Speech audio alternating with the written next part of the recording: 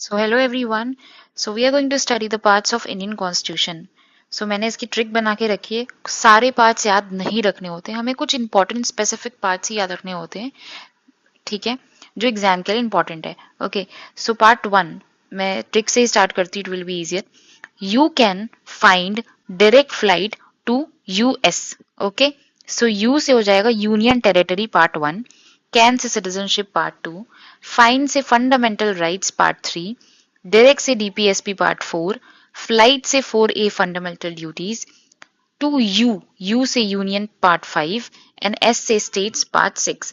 Part 7 was repealed by the Constitutional Amendment Act 7 Constitutional Amendment Act. Okay, 1956 में हुआ था ये. तो इसको पढ़ने की जरूरत नहीं है, इसको भूल जाते हैं. ठीक है, इट इज गॉन, एबॉलिश हो चुका है.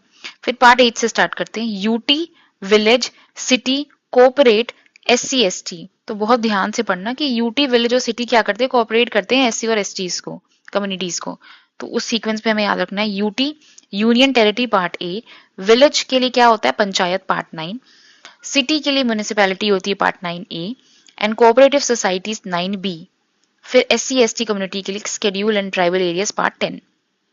ठीक है, फिर 11, 12, 13, 14 साथ में लर्न करेंगे. कैसे? Relation finances, trade and services. Relation finances, trade and services, RFTS. Okay, 11, 12, 13, 14. 14A is tribunals, 15 is election. 16 उतना इंपॉर्टेंट नहीं है तो इसको लीव कर देते हैं. 17 is official language, very important, exam में कई बार पूछा गया है. 18 emergency power, 20 amendment to the constitution. तो ये जो पार्ट्स है ना, ये वेरी वेरी इंपॉर्टेंट है.